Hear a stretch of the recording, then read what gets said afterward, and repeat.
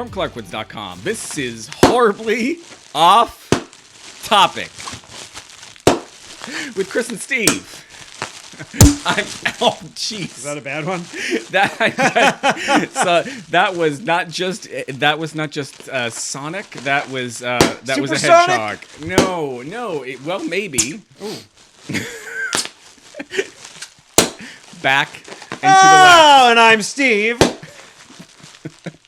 Popping shipping shit. You know what there was a physical presence to that one where the first one where you asked was that a bad one? It came right across the bow. Everybody's favorite giant bubble wrap.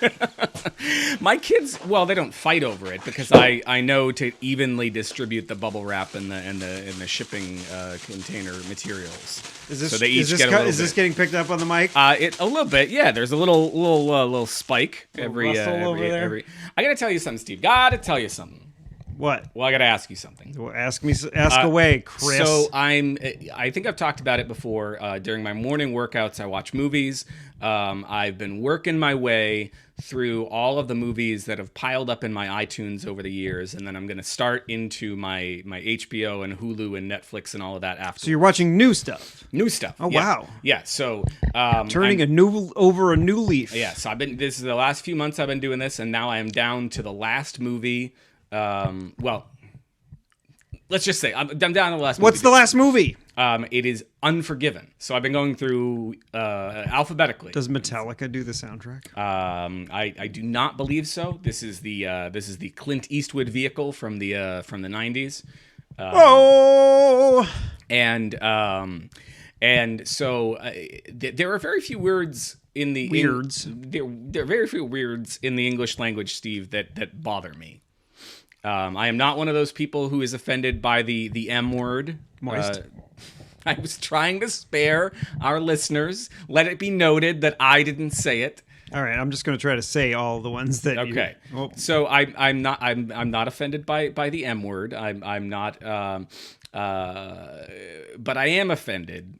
No, well, what other ones are you not offended for? I'm not offended by the Z word. I don't know what the Z word is. I thought we were riffing here. I thought you were just going to come up with something. By the T word. Zoltan. Yeah, not offended by Zoltan. I'm not offended by the T word. Trigger. Yes, I'm not triggered by triggers. No, but this. Because there's probably people out there that are triggered by trigger warnings. That probably, yes. I don't know what we do for those folks. I think there are I think it's people that get angry about the fact that trigger warnings exist. Okay. And we were those people a while ago. Yeah. So these people need content. Although we weren't so angry that we were like that we needed warnings. Yes. Yeah, so we weren't so angry that we went out on I think we went on a slight rant and then promptly forgot about it. Yeah. I mean, it's more relevant to you because you are. Yes, I am asked to give them on occasion. Yeah. The content. So I trigger warning. We're talking about trigger warnings again. But here's the word. Okay. It pained me even to write it in the notes here, and I'm looking at it, and I don't even want to say it, because it's offensive, but it just. Ugh. You have any words like that are just like? Ugh. I don't like the word slurry. That's not a good one. Yeah, no, I can understand that. That's pretty bad. This one, okay. So, have you seen the film Unforgiven, directed by and starring Mr. Eastwood? Maybe. I don't think so. Well, so I don't think I'm spoiling anything for a 20-something. Well, I guess I'm probably spoiling something for a 20-something-year-old movie. But in the film, a woman working at a house of ill repute is roughed up by two of the clients, and then there is a bounty placed on those two dudes' heads for cutting up the lady that they were paying to sleep with. Never free, never me. That's what you were looking up. For those of you who are not in the room, I saw Steve pick up his phone. I'm sorry. He just knows the words by heart. I should not ruin the illusion or use the illusion, as it were. So I dub the unforgiven. Do you roam under wandering stars? Oh, Is that part of the song? No, that's a different fucking song. I don't know the actual I only know the chorus really.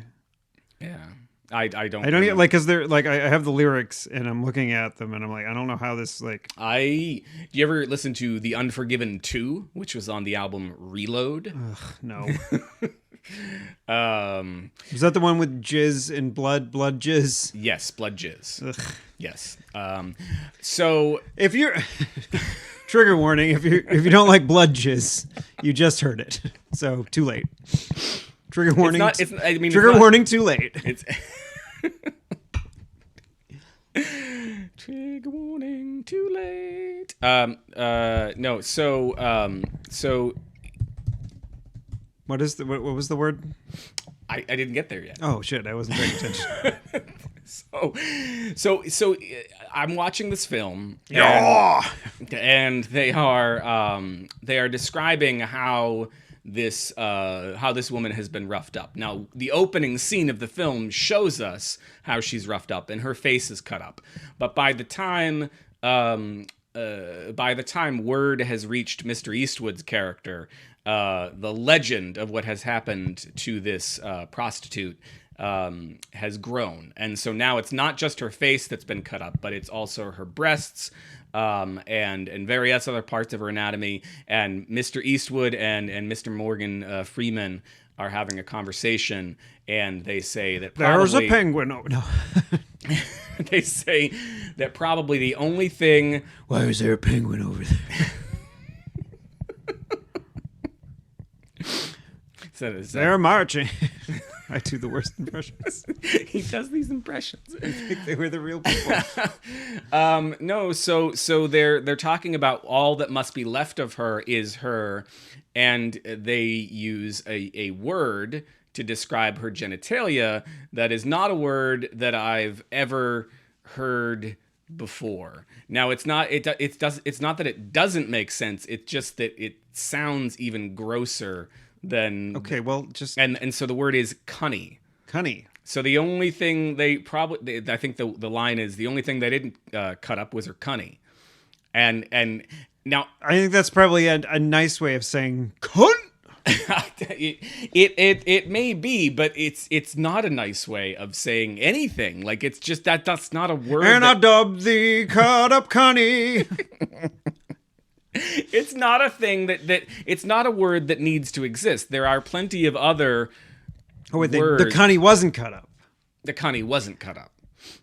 I think maybe by the time it moves on to the next set of cowboys, the legend will have grown, and there might have been a knife used there. What if her vagina told jokes? Would it be a cut up cunny? Or cunny cut up? Let me see. I believe the adjective goes before the noun, so cunny cut up or a cut up cunny. I think a cut up cunny. A cut up cunny. Yeah, that's got a better. They're both kind of. Yeah, they're both nouns. Yeah. So a cut up cunny. Well, the cut up. The cut up is the descriptor of the cunny. Right. Yes. Unless the cunny is the descriptor of the cut up. It's really like which is describing. Well, if the vagina is the one that's telling jokes, I think it's a cut up. The cut up is the descriptor. What kind of jokes does a vagina tell? Queef jokes. Yeah, I suppose so. I suppose it could. It could queef. That's it. I mean, I'm not in possession of a vagina, so I don't know what. I guess maybe the way for us to Are you in the possession of a penis, though? I am. Have you ever said that ever in your life before? I am in the possession of a penis. No, but have you said it before today? I've never said cunny before today either. So. No, but I'm just saying... This is something I imagine women really say. It's like, I possess a vagina. Well, you now possess Dracula's vagina. Unless they're a ghost. There are probably ghost women out there who have possessed vaginas. They're just like, you know what? I'd like to I don't like that my Simon's Quest joke fucking fell completely flat because you don't fucking play video games. I something rang a bell in there. Not inside the vagina, but, you know, the Simon's Quest. Dracula's vagina. No. No. Let's get off the vagina. Well, let's. But since we can't imagine, since we are not possessed of vaginae, What did I just say, Chris? we can imagine what types of jokes a dick would tell. You mean, right? I mean, can you imagine like Jeffrey Ross? Yes, exactly like that. That's not punching down. I'm like, that's an uppercut. He's the king of being a dick. Well, I think he's one of those roast guys. So I hope it doesn't get to him that the guys on the podcast nobody listens to. No, that they were roasted him. Roasting his dick. I don't like that. I don't like that. You just said. That was I did not intend anything with that. I need to. Oh, my freaking computer. Did it just die? No. It's just, you know, my computer is supposed to. It's supposed to, like, why am I talking into the mic if the computer's dead? My computer is supposed to unlock with my Apple Watch.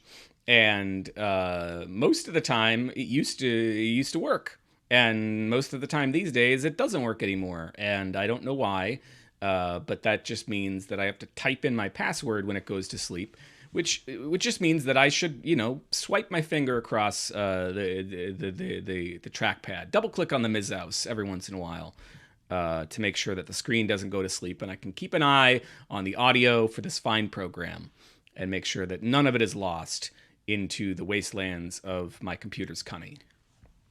You gotta don't be gross, Chris. I'm not trying to. You don't like the word, now you're using it to describe. Well, I'm trying to get over it. I'm trying. You know, get over it. Get over it. You know, you bitch about the present, and you blame it on the past. I'd like to find your inner child and kick its little ass. What a fucking shitty song. Seriously, like, yeah, hell froze over, we're touring again. Get over it. We gotta write a couple songs. You think that one is worse, better or worse than Love Will Keep Us Alive? I think there were 3 originals on Hell Freezes Over. There were those 2, and then was the one about heroin, which I don't remember. I don't know that one. Yeah, and I don't think I might have heard Love Will Keep Us Alive. I had my first kiss to Love Will Keep Us Alive. It was an accident. It wasn't on purpose. I made a mixtape. I mean, so that with the fucking Eagles on it. I did. With the new Eagles on it. Would have preferred it if it had been the New Sweethearts. Yes! Actually, I don't think you guys have your album out yet. Yeah, this was. I mean, if this was in high school, then you had already graduated when we released the first album. Yeah, no. So this is December of 1994. So yeah, we were still 2 years out from Hot Pants. Yeah. So yes, the Eagles were on were on there. The lady that I was about to kiss that night, when I was preparing the mixtape, had I think intimated that she enjoyed the fucking Eagles. That album. It was big then. That was the year. I've had a rough night, and I hate the fucking Eagles. Do you want to make out? I was not making out with the Big Lebowski. Oh, well, that was Or still a number of years away. But like the story takes place, you know, in the early 90s. Yeah, I am aware. But not in the mid 90s when your story is taking place. Yes, when my story is taking place. Yeah, no. So was it in a car? It was in a car. In your car? It was in my car, parked outside of the Route 3 cinema. Did you just see a film or you were about to see a film? I had just seen a film. What was the film? The film was Mixed Nuts. What? The film was called Mixed Nuts. It was a Steve Martin vehicle, as I recall.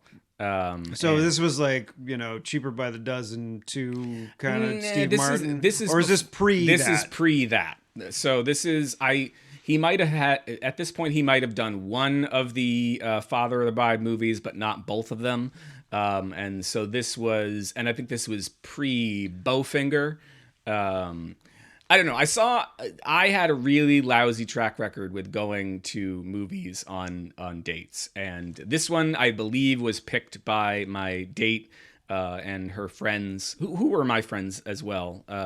They picked the movie. That's what we ended up at. This was the week after Christmas, 1994. Why don't you go on Christmas like me and your brother do? I don't know, because I had stuff to do. I had a family. Christmas. We had shit to do. Shit to do. Yeah. So I made a mixtape either on Christmas or the day after. It had the Eagles on it. Had a little Peter Gabriel. Which Peter Gabriel? Something sappy and sad. Blood of Eden, maybe. Blood of Eden. I tell you, you know what? Going for the deep cuts and the shitty Eagles. Yeah. Is there non-shitty Eagles? I thought that was the point. Yeah, like in my opinion, I don't think there's too many Eagles songs that I would like actively listen to. Yeah. Or like intentionally listen to. Let's change that. Right. Well, I dig me some Eagles. I went on a date once, and we went to see Fear and Loathing in Las Vegas, which is a great film. Yes. And it's one of my favorites to this day. But not a good date movie. Terrible date movie. So my second girlfriend, such as it was, people today, if I explained the situation, would say that's not a girlfriend. That's somebody you went on a couple of dates with, and they weren't really dates, and fuck all of you. I had a very limited social life. But that girlfriend, the two movies I saw... Was Matthew Sweet girlfriend on your mixtape? No. Oh. Yeah, no, I did not. I was not that hip. Oh, okay. No, the second girlfriend. So this is back before the kiss. This was a year or two earlier. She and I went to go see, or maybe even we went to see Grumpy Old Men. That's a good movie. That was our first date, and on our second date, I like that movie. It's cute. Was Iron Will, about the dog sled race with Sean Astin's little brother, I think, or big brother. I don't know, whichever. I don't know that movie. It's about dog sad? sled. It was about dog sled. Was there a racing. dog in it? Yeah, there was a dog in it. A bunch of dogs. A dog sled race. Okay. Yeah. Well, I don't imagine that, like, unless like the dogs die. Do the dogs die? No. I mean, I imagine one of them might have gotten sick. It was a Disney movie, so I'm pretty sure no dogs died. Yeah, like not like Old Yeller. Well, okay, all right. That's the whole fucking movie. I just remembered. I don't know whether I suppressed this one or not, but my first date with one of my college girlfriends was a little movie called, I'm pretty sure this is what it was, How Stella Got Her Groove Back. Oh boy. Which is like men are terrible and Stella needs to get her groove back, and my girlfriend, she really wanted to see it, so we went and saw it, but she apologized to me most of the way back to dropping her off at her house. She's like, "I'm sorry, I didn't realize." Where did you go to see that one? That one was at the Lawrence Cinemas. I don't know why. That's why. No, I don't know. What's wrong? I don't know why. Like, because I think that maybe that's the closest one, closest theater to where you were in college. Yeah, it was. Okay. What? Nothing. What is? Why are you judging me? I'm not judging you at all. You're judging me. That theater's closed now. Those theaters, or at least as far as I could tell, there's never anybody in the parking lot anymore. No, they've been closed for a long time. Oh, yeah. The Showcase Cinema. I'm surprised that the few remaining Showcase Cinemas that are around are still in business. Like the Lowell one. The Lowell one's like right next to a business park, and I mean, there's a lot of restaurants. There's got to be a cinema there. Like, I can't see that cinema going out of business, but I could have seen Showcase selling to somebody else. It's a great place for a cinema. At any rate, yeah. No, I had some. Then Stephanie and I went and saw Mulan. I think I've never seen that one. That one, when everybody's like singing that, like let's get down to business. Yeah, that one. I'm like, the first time I heard like the Hun. The first time I actually think I heard that song was, I think Mike singing it. Not Mike from my former work, and not so Mike Mike. that lives in Seattle. Oh, okay, Mike. What Before he moved out there, we did karaoke at Chip Shots in Littleton, right up the street from where I still live. And the first time I think I heard that song was him singing it in karaoke. Donny Osmond. Was that Donny Osmond? Donny Osmond sings that song. Played an Asian dude. That movie doesn't have problems at all. Whitewashing. Yeah. Whitewashed over the dude. I think even and there aren't a ton of songs in it, but I think they have it's not Ming-Na Wen who does most of the voices for Mulan, who sings that song, as I recall. They have, I don't know if it's a white lady, but yeah. I don't know if they're meaning to imply that Asian. I mean, people can't sing, it's fucking terrible what they do. Like the person that does the voice of Ariel is not a real mermaid. No, she is not. She is a redhead. Oh wow. She is of the ginger persuasion. And you do you fancy her? She's a little old for me. Well, back when you were a boy. Back when I was a boy, I don't know if I knew what she looked like entirely at the time. I'm sure there was a documentary where you were salivating. Possibly. I mean, it's not all redheads, but just the one that was on the screen the entire time we recorded a show one time. Was there one on the screen? I think it was a Match.com ad that we paused, and it was just on the TV. Right. I don't know. You know what I saw other night? This will this get me into talking about the thing I wanted to? Anyway, it doesn't matter. Fucking whatever. It's like the end of the year. We're coasting on fumes at this point. I had a really terrible week, and I want to talk about it, Chris. Let me get my notepad. I went to the therapist. I talked about it. You can talk about it again. All right. So I had a terrible week. I came down with the flu.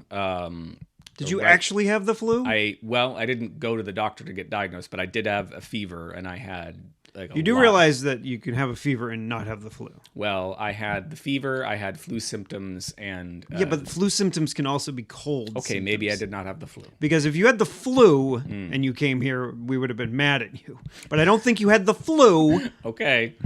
I got a flu shot, so I would have been fine. But Becky did not. My daughter Melody had it. Did she also not get diagnosed? She did not get diagnosed, but she was just sick, and so were you. She had a fever, a high fever, and I, had other symptoms. So maybe it wasn't. Did you have how were your testicles? How were my testicles? I don't believe I played with my balls. No, I'm not talking about playing with them, but were they really sweaty? Everything on me was really sweaty. No, but really hanging low, I can't say that I. Okay, so if you did not notice how fucking sweaty your balls were, you did not have the flu. Everything on me was sweaty. That's something that the last couple of times that I've had the flu, that I've noticed is you get flu balls. Well, I had the most ridiculous pains in my back and all over my body. So maybe you had meningitis. If it wasn't maybe I did. Did you look it up on WebMD? I did not, because I'm a hypochondriac, and when I do that, I tend to think that I've got about 6 different things. So what I'm assuming is both you and your daughter had a cold.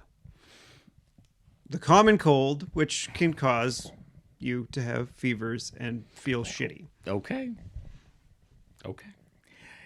Whether or not I had the cold or the flu is immaterial to this story, except that I felt like shit and so had a shitty week. And so one of the nights that I was having a particularly shitty night, I ended up being up all night. And Did you watch Up All Night on what was it, USA Network? No, I did not. Does USA Network exist anymore? I think so. I think they play WWE crap. Maybe. I don't know. I think they're owned by NBC Universal. I don't know. Something like that. During the Olympics, they're one of those stations that plays curling. Harder! All right, so I'm up late. I watched the end of Pete's Dragon, which I hadn't finished that'd been the previous one that I was watching during my workout. So there was a Disney movie you hadn't seen? This is the remake of Pete's Dragon from a couple of years okay. ago. So I finished that, and then the next movie on the docket is a movie called Ruby Sparks, which had been recommended to me years ago. It's about a guy who writes his perfect girlfriend into existence, and she's a redhead. So it's weird science only with like an author instead of like weird nerds. Yes, except he is kind of a weird nerd. Okay, so it's and socially inept. Different kind of weird nerd makes a girl appear out of nothing. Yes, and dun, dun, dun, dun, dun, dun, dun, dun. Weird. Well, and so I was reminded of this by the fact we were just talking about redheads, and she's in there. A redhead is in there, and one of the things that it's not the best film ever made, but it's a very interesting critique of the manic pixie dream girl trope of the girl who comes along and solves all of the problems of the woebegone protagonist who is just looking for that perfect girl who's like really funny and like quirky. Lake Woebegone? Yes, exactly like Lake Woebegone. With Garrison Keillor, even though he's one of the Me Too guys. Oh boy, everywhere. Me three, right? You know what I'm saying? I don't know. Me four? Me undies? That's like a fucking Luffy joke. Like, is it? Yeah, like there's I think at the end of Alabasta, like they're bummed out, or I forget for what reason, but then like as a way of insulting Zoro, who's the swordsman on the crew, and he's Antonio Banderas? No, it's okay. Noah Zoro. Okay, got it. And he practices three sword style. Oh, so he one in each hand and one in his mouth. Not fellatio kind of sideways. Got it. Okay. Like, you know, you're eating corn on a cob. Mm-hmm. All right. And Luffy makes fun of him by calling him three swords, and then like someone else says that's not insulting to him, and then Luffy calls him four swords. Because it's one more, so obviously it should be insulting. It's four swords is ridiculous. Three swords, Four Swords Adventures? Yes, and for the GameCube? I don't have that one. So I watched that movie, and that was okay. And then I was like, I still can't sleep, and it's 4 a.m, so let me find other things to do until it's time to actually wake up. One of the things that see, I think you made a mistake here. One of the things that I always had when I would have problems sleeping, watching something I'd never seen before, right? I think was a bad idea. But watching, like, I think the last time I got really sick was when I was still into Lost. And that's actually when I first watched Lost. I had a stomach bug for a few days, and that's when I started binge watching. Yeah, I mean that's like the last time I really watched Lost was marathoning episodes while I was like sweating in my my balls were sweating excessively in my bed. That's if your balls are going to sweat somewhere, that's kind of the best place for them to sweat. And then I would wake up, and then like the screen, like the DVD screen, would be like the ocean, right? Just yeah.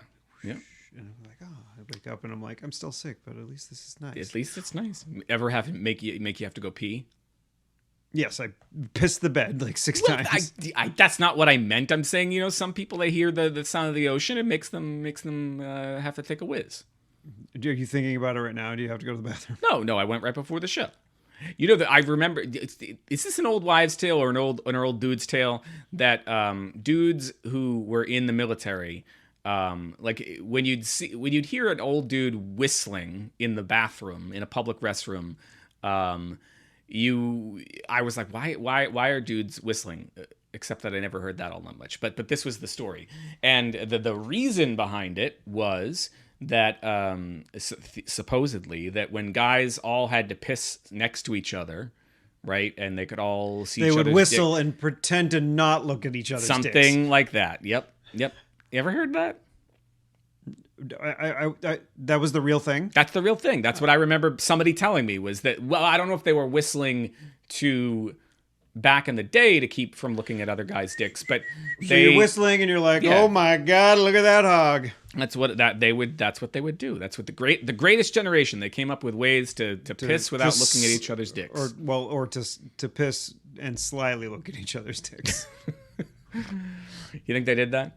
Yeah, probably. Probably. I mean, like there's probably the same amount of gay individuals back then as there is now. Okay. And they might have just wanted to take a peek at a wang that was nearby. All right, I got a bone to pick. With me? Not a boner, but a bone. But well, let's call it a boner. I got a boner to pick. Is it yours? That sounds gross. Is it mine? No. So, all right. So you're talking about checking out a dick, right? Right. I'm gonna wager now. I am somebody who has talked about possibly being attracted to it, but not really. I'm going to wager that if you're somebody who's attracted to a male person, not a letter carrier, but a person possessed of a penis. Thanks for preempting that question. If you're, I don't think the penis is what you pay attention to. In the same way that I don't, if you're checking somebody out. I'm assuming. Yeah. And this is just an assumption, which is can make an ass out of you an umption. No, that can't be because it's a line from a movie. All right. I'm assuming that there are men that are gay. Yeah. That like the way a dick looks. And are attracted to either a flaccid or hard penis. Okay. And there are guys that are less into it. Okay. I'm assuming that you are at least relatively into dick if you're gay. Okay. All right. But do you think a lady who is interested in men, in people with dicks, is checking out, if she were given the chance to sort of check out a bunch of dicks, to kind of like be if she was standing there pissing out of her weird device in the trough at Fenway Park, out of her Diva Cup, is that what the device was called? No, the Diva Cup is the thing that you use instead of a pad or a tampon. The blood goes when you're on your period. You use Diva Cup. I've never heard of that before. It's a thing. No, but what I'm trying to say is that, yes, people might be attracted to dicks. They might think dicks are interesting. I don't know why. But I think the penis is one of the weirdest looking things ever created. But they're like. But just, I don't go around and I'm like I'm not attracted to vaginas or to vulvas. I don't go. That's one of the weird things about having gone to strip clubs back in the day, right? We think it was Massachusetts. You could see women fully nude, but New Hampshire you couldn't. They never. And plus, the one that was closer to you, was in New Hampshire, so you didn't have to bother and see all those those ugly vulvas. But no, what I'm saying is that when I think back on it, I'm like, I don't recall there being it being much more titillating when I would go to a Massachusetts strip club or vulvulating. And I could see vulva. Like that's not. And so you watch a movie, watch a film like Magic Mike, for instance, right? Which is I've seen bits and pieces of it. It's a good film, and it's fun. I don't. It doesn't look like the second one is all that great, but the first one. Or maybe it was the second one that I don't know. Becky was watching it, and I was like, all right. It's a good film, but that is not about. I mean, it may be about seeing the size of the package overall, but it's not really about the penis. It's usually about the derriere or the abs or the muscles. Chris, we're gonna have to ask people that are not us, right? Well, actually, not you, because I find the many parts of the female anatomy, including the vagina and or vulva. attractive. So I'm not saying that I don't find the vulva attractive. I spend a lot of time. I don't. On the pace. You know what? We know Clark.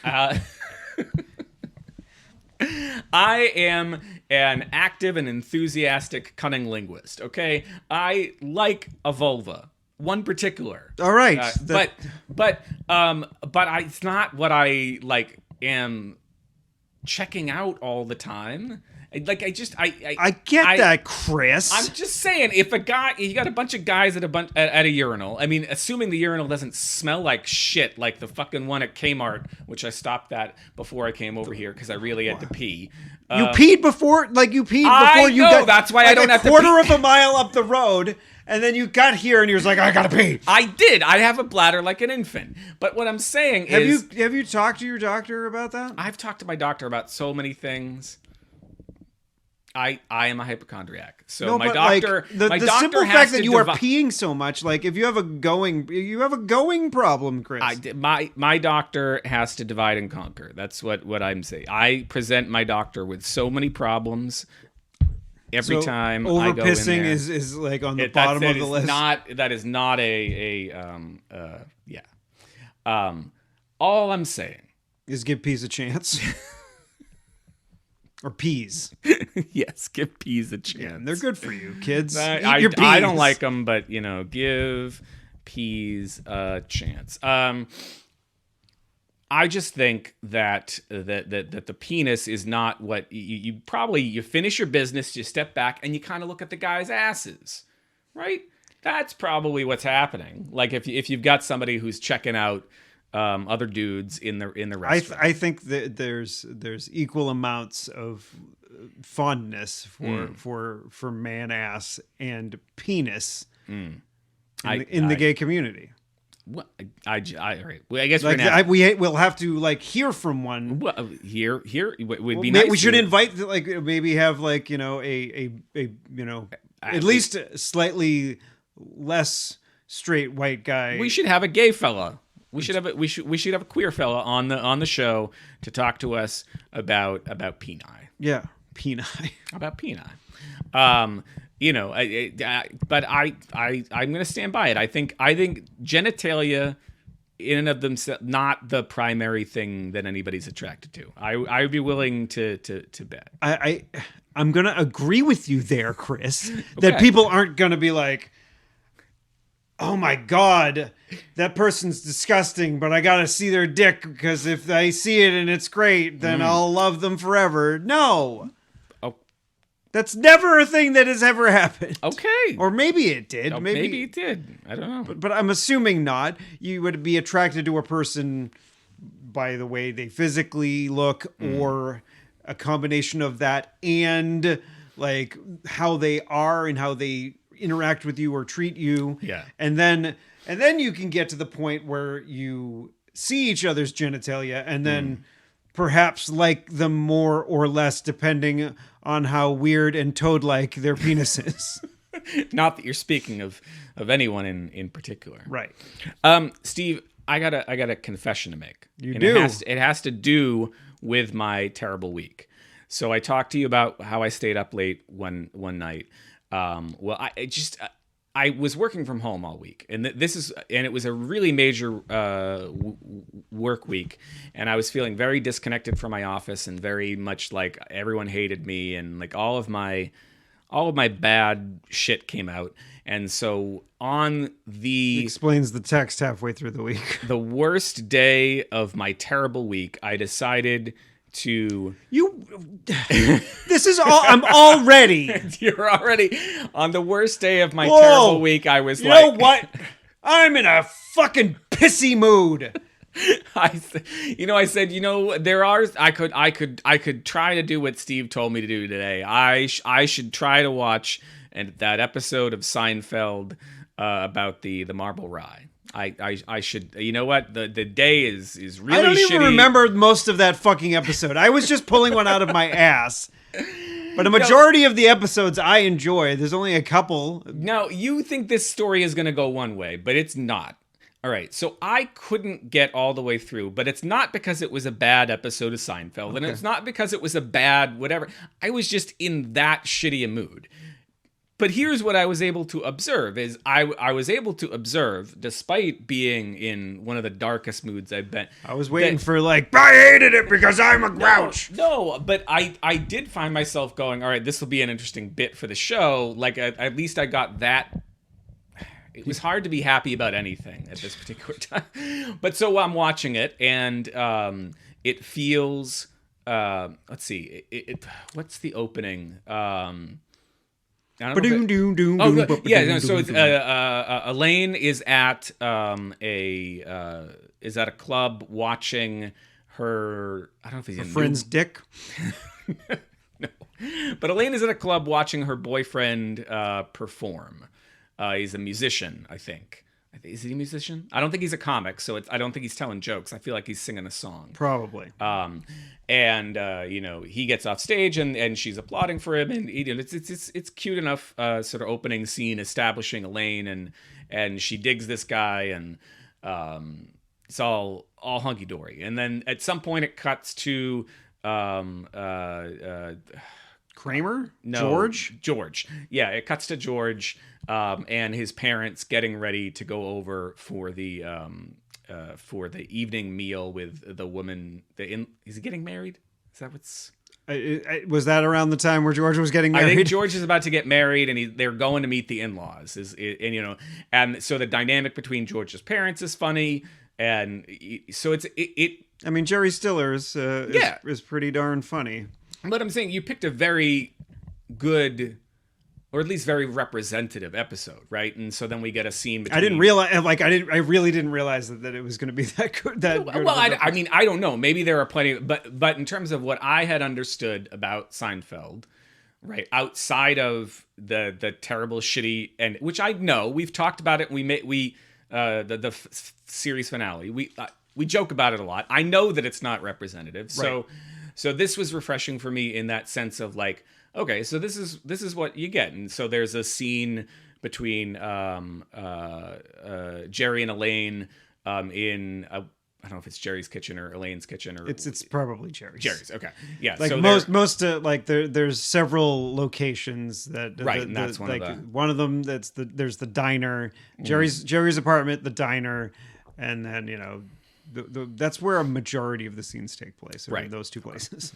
So they're having a conversation about the guy and whether he's sponge-worthy, which of course I knew enough about that to understand. Oh, it was that episode too. Jeez. Yeah, there's something in there. Yeah, about that. And shit. Did they even get to the part where the marble ride? No, I see that, and so I don't know if I got halfway or like a third of the way in. And like I said, I was in such a bad mood that I couldn't. But the fact that it kept me interested for as long as it did is, I think, speaks to the fact that you're right, that I should watch a little bit more of it. Now, it was not entirely my thing. Like I could tell. I mean, Seinfeld's not one of those things you typically actively watch, or not active.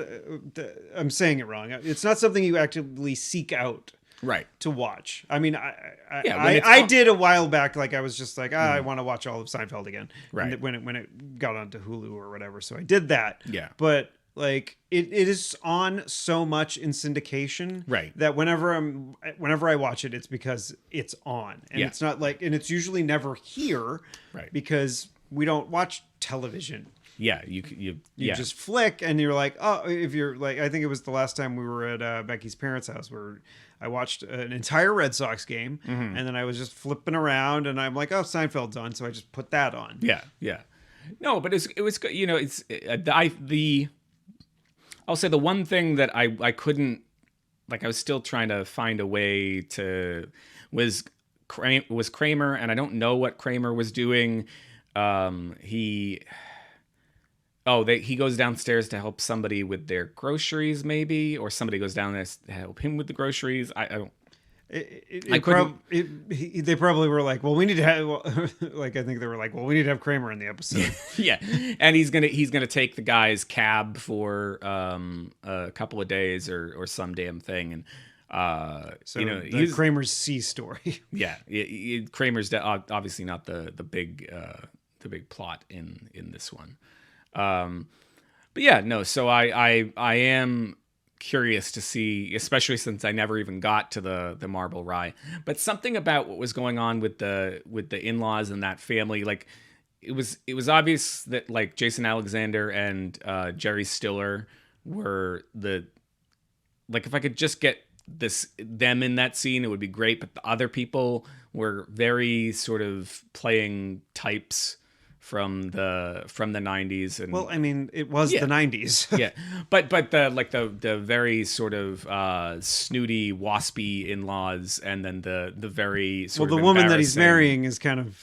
snooty, waspy. Yeah. Right. So they're definitely going for the sort of snooty, waspy in-laws meeting the very working class, embarrassing Jewish in-laws. Like, it's just, and yeah, something made me vaguely uncomfortable about that scene, and I just kind of wanted to see more of Jason Alexander and Jerry Stiller yelling at each other. Yeah, and not so much the waspy in-laws. All right, well, but maybe when the Marble Rye comes in, that's when it gets. I don't know what dinner party that is involved with, but I think there's a fishing hook involved, and it's this. Yes. God. But I mean, I thank you for suggesting it, because I really I was trying everything to get out of the funk last week, and we want the funk. Well, that's what some folks say. It's Christmas time, and I usually get into a little bit of a funk. But I don't know what to get you this year. I am realizing people are getting me shit like another person. I haven't yet, and I don't know if I have enough time left. Well, so you might not get anything from me. Yeah, this year. I mean, people are like, "Oh, I got to give you something." I'm like, Jesus Christ! If they have to give me something, I have to figure out. Like, I'm terrible at that. I don't have anything for Stephanie yet. Like you haven't bought anything for your wife yet. We don't buy each other a lot of stuff at Christmas. I mean, you do have kids, but like you should at least buy one thing for your wife. I had to ask her because she's been very much on the like our spending's been out of control and we need to tamp down, which is not entirely accurate. Becky and I would like I was like I gave her a list, and like, it was a couple of things, nothing super expensive, and she did the same, so we're doing basically that. Yeah. Well, so I had to actually ask, I was like, I like it because like my presents are over there, and her presents are over here. Yeah, so they're completely out in the open. Right. Yeah. Just like it's honor. Well, system. they're in packages. Yeah, it's not like I have them out and about. They're still in their Amazon packaging. Yeah. Well, I ordered one of the kids' presents today. We're a little behind on that, and I'm a little worried about it showing up when this is Melody's present, when she's there. It's not going to be addressed to her, is it? No, it's going to be addressed to me, but it's she's not going to listen to the podcast. It's an American Girl doll, right? And is it from? It's not from Amazon or anything. It's not from Amazon. It's from like American Girl. Because Girl. American Girl. Because Get Amazon, your brother to grab it. Well, it's being shipped. It's being delivered. I know, but your brother's going to be at the house, right? Well, or you could get it delivered here or something. Well, it's already on its way. Oh, jeez. So hopefully it comes during the day. On I think I did 2-day shipping, so it'll be tomorrow, or not tomorrow, probably Wednesday. Hopefully it comes while they're at school. That's what I'm kind of hoping for. Your brother groggily wakes up at 1 in the afternoon and gets the package and hides it for you. Yeah. You got anything good for Christmas going on? I mean, I'll probably go to your place. Christmas time was one of the things that was on the list, so I'm just transitioning us to Christmas time. I don't know, like probably heading to your place. Like I think we're doing Christmas Eve up at Becky's family, and then we're gonna head back home that evening. I don't think we're staying up there, so we're going up there. Yeah, we've got to go up to Maine too on Christmas Eve. We're not going up not Maine though. But go north. Yeah, so we're going there for Christmas Eve, and then I think coming home.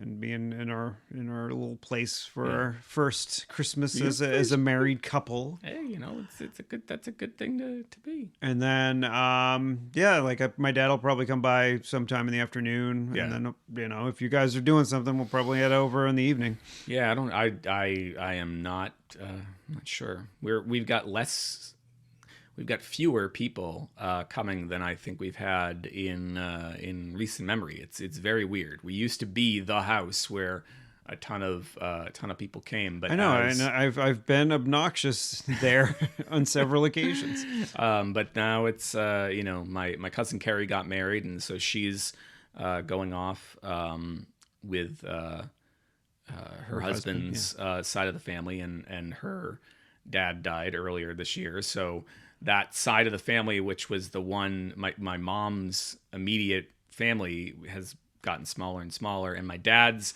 side of the family all comes over the weekend before, which we just had. And then there's another branch of the family that always comes afterwards. So it's becoming a very very laid back affair, which it's weird for me because I always used to make such a big deal about Christmas, and then it stopped becoming a big deal because I didn't have any money, and my parents were the ones buying all the stuff for the kids, and we weren't buying things for ourselves anymore. It's weird. Like I don't know. It used to be like a thing of big gifts and whatnot, and now it's just kind of another day, and that feels odd to me. I mean, as you get older, Chris. I don't like being older, Steve. I don't like getting older. How do I stop it?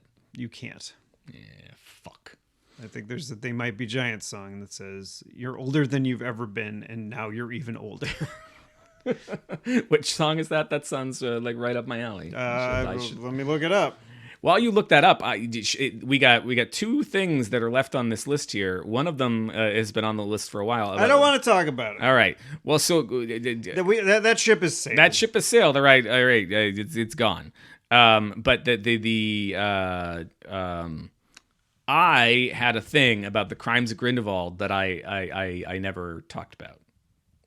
But I don't have to talk about it now. No, let's do it. But all right. So it's been out for a while now. I feel like we can talk about it without fear of spoiling it for anybody who really wants to see that film. Right. I don't even think it's in the theaters anymore. When it came out, or after you guys did your double feature, the song's called "Older." Older. Oh, well, that would have been really hard to. I mean, I could have easily figured that out without looking it up, but I did. So Crimes of Grindelwald, when it came out, here's my thing. What's the thing? Here's my thing. Here's my thing, Steve. People want to hate J.K. Rowling now. Like it's become cool to hate. There's a great tweet or something that I favorited earlier today. It was about we're never going to get past the fact that now there's a bunch of people who don't understand film criticism with their own YouTube channels. And like that's like half the damn internet. And I think the same is true of just popular cultural criticism in general. Is that you get a bunch of people who have no idea what the fuck they're talking about, rising, just causing chaos. And in advance of the Crimes of Grindelwald, this happened when a bunch of people decided to start writing think pieces about how J.K. Rowling was suggesting that Grindelwald could have stopped the Holocaust. Did you see any of this in the I try, like, when I watch, it's usually people ranting about how the PlayStation, the new little mini PlayStation thing, how it sucks in comparison to the NES and Super NES Classic because they didn't pick good games for it and it doesn't run well on a fucking TV or whatever, and everybody's yelling about it. You are spending your time much more wisely than me. Well, I wouldn't go that far. Okay, so anyway, so this was one of a couple of controversies that came out. The other one, which we did talk about back when you guys saw the double feature, was, or maybe we didn't, I don't know, the Professor McGonagall thing. How she shouldn't have been that old? She shouldn't even exist yet, according to some people's calculations. But and I feel like there's an argument there, and I get it. Here's where I don't think there's an argument. I don't think there's any argument out there unless it's by somebody willfully misinterpreting the text of the film, that Grindelwald could stop the Holocaust. That's not at all what J.K. Rowling is saying. She is. Do you recall the scene in the film that would even prompt this? I don't know. Like I sort of remember like them like talking about world wars. Or Yeah. whatever. So like about the no mages or whatever. Yeah. So or, what do the French call them? Non magique, something like that. I don't know. So no mage, the same thing. Something like that. Yeah. So the film is set in Wuzzles. Did you know? I saw a thing about Wuzzles on the not on the way over here, but before. It must We have were been just before. like watching a billboard, and it's like the Wuzzles, they're back. Michael Eisner's bright idea. Apparently, the Wuzzles were a girl's thing. This is what I was told. What? I don't know. I like the Wuzzles. I liked the Wuzzles. I think this says a lot. I think Wuzzles. I think they were trying to have something that would go across. Yeah. Yeah. Oh, it was about somebody criticizing Ready Player One, which we just watched yesterday. Which gets a lot of flack for being mostly about things boys were into, or just being more boy, whatever. And this person was proposing a girl-centered a version of Ready Player One that was all about like out of love of girl-related stuff and the Rainbow trivia around Bright that. Yeah, and so the like Wuzzles was one of the things that they included. I think Wuzzles was I think remember Wuzzles watching was it. Like that's just like saying like Gummy Bears or like Right, any of the other yeah. Disney afternoon cartoons. Did you have a Wuzzle? I did. I think I had Rhino Key. Okay. Was Yeah, it I Monkey? think I had Ellaroo. I think. At any rate, so not to get us horribly off topic. So here's the thing that I think people who have not spent any time, even just basic time, thinking about the ways that stories work, look at a film like The Crimes of Grindelwald, and they look at this scene, which is towards the end of the movie, and these movies are set in between World War I and World War II. And Grindelwald has this magic dingus that he sucks on. It's like a hookah, and he can then spray it out of his mouth, and he can show you the future, the theoretical future. And so we as the audience understand that he is showing us a vision of the future because we understand that World War II is coming. That's not the part of like. He is showing us this, and he's saying, we got to stop this. But she's not implying that he's going to stop it. We have all seen fucking Harry Potter, and there's no indication in any of or read Harry Potter. There's no indication in any of those films or books that he succeeded, right? She's not making that case. What she's doing is she's showing a guy who's been shown in the film to be a master manipulator using horrifying imagery to get people to his side, which is exactly what a character like that would fucking do. And like it's less of a thing where he would stop like something like that from happening. He might, but like he would probably be a character similar to Hitler, right? Which would be worse. Yeah, like for somebody who was a magic person, right, that could cast spells and shit. Like if Hitler had magic, Jesus Christ, Jesus, what would happen? Well, of course, Hitler wanted magic, according to the Captain America, the first Captain America. Oh God, he was after all the trinkets and stuff. All right, hunting for trinkets in the desert. That's what we wanted in Indiana I don't Jones. remember the first Captain America. Well, Indiana Jones too, right? Like he's hunting for all of these things out of Teutonic myth, and he's trying to, yeah. Anyway, I remember I knew that part was coming in the film, and or I knew there was something controversial, right? And so when we got to that part of the film, I took my happy-go-lucky Harry Potter loving hat off, the one that just wants to sit there and watch the movie, and I put on my critic's hat, my masters in creative writing hat, and I was like, all right, let me watch this and see what these people are talking about. And these people are talking about fucking nothing, because the popular culture is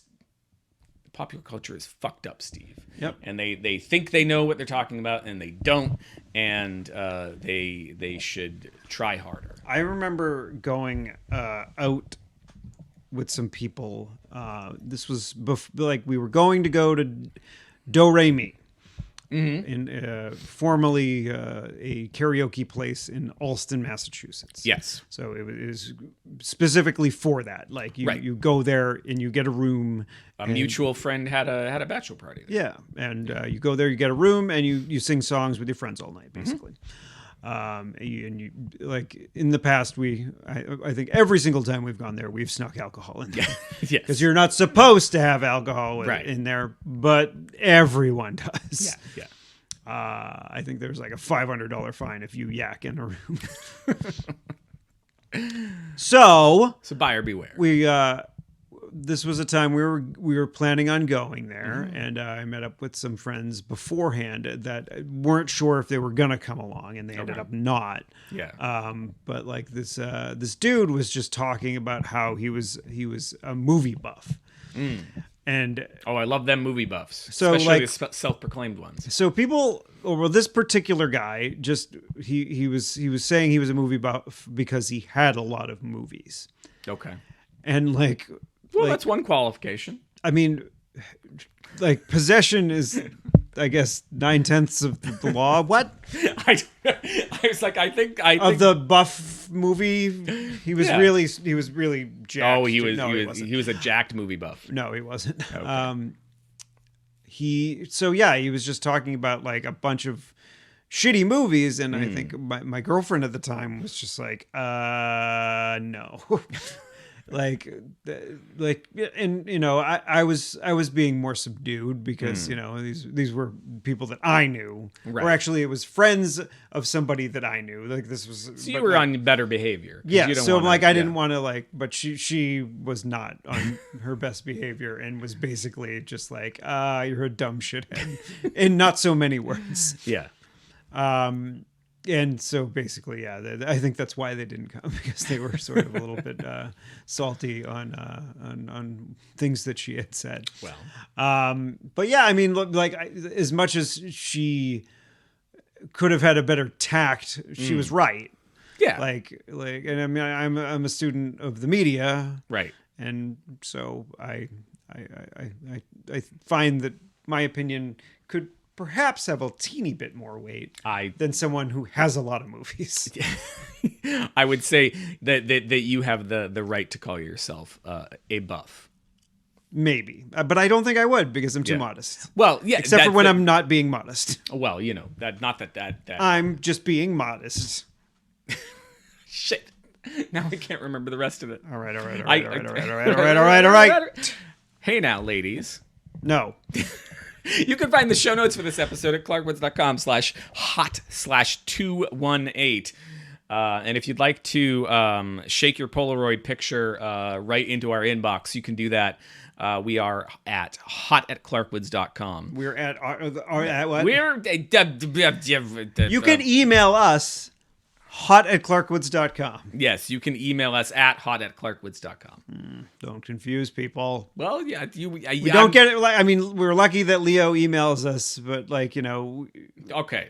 I'm sorry. If there are any movie buffs out there, email hot@clarkwoods.com. If you're a movie buff that has a lot of movies, or if you're a movie buff that has studied film and or any sort of media studies and consider yourself a little bit more educated on the subject, also email us. Yeah, and if we got something wrong that you just are dying to correct us Which on, we tend to do. Yeah. If you've got a boner to pick. Your favorite one. Yeah.